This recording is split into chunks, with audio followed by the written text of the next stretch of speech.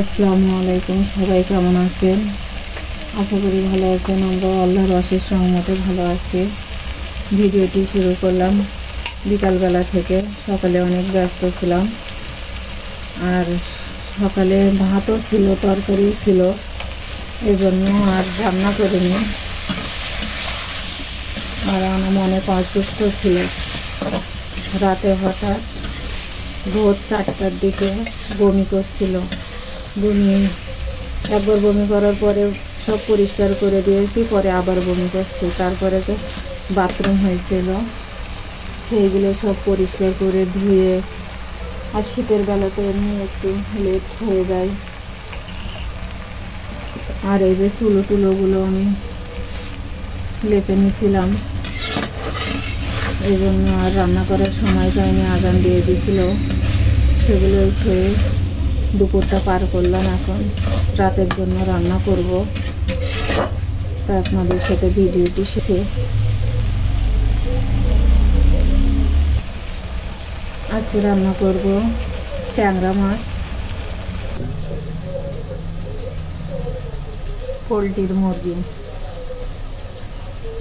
তাহলে ভিডিওটির সাথে থাকুন আর দেখতে থাকুন কি করি।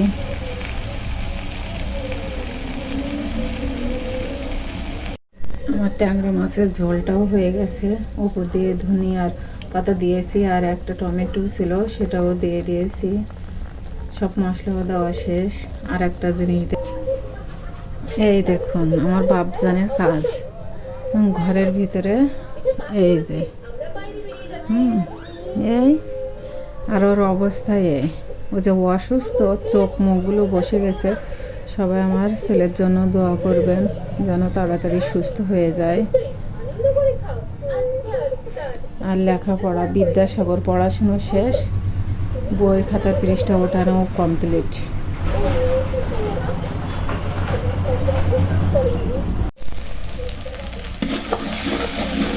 এখন মাংসটা রান্না করব। সব মশলাগুলো আমার হালকা ভাজা শেষ। ঝালের গুঁড়া দিয়ে আরে কিছুক্ষণ ভেজে নেব।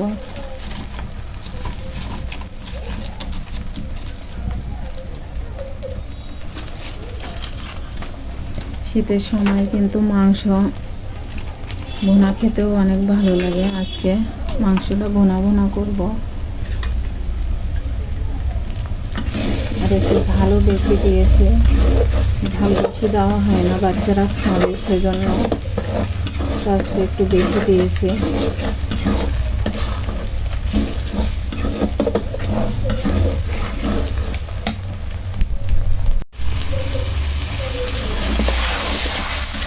মাংসটা দিয়ে দিয়েছি, এখন সুন্দরভাবে কষিয়ে নেব।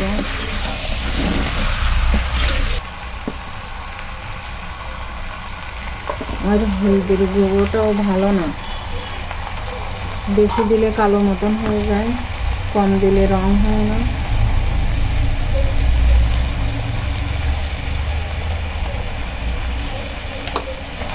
সরিষার তেলটাও ভালো না।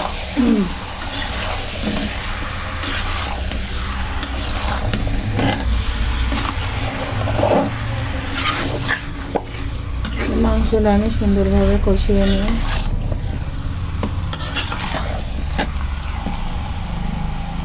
মাংস থেকে কি পরিমাণে যে পানি বাইর হয়েছে মাপতেই পারছি না। মাংসটা কিন্তু অনেকক্ষণ ধোয়া, সেই দুপুরে কেটে রাখছিলাম।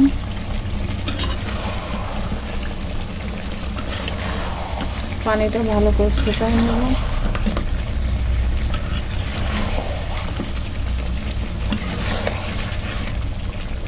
এদিক দিয়ে ভাতও হয়ে গিয়েছে, ভাতটাও নামাই দেব।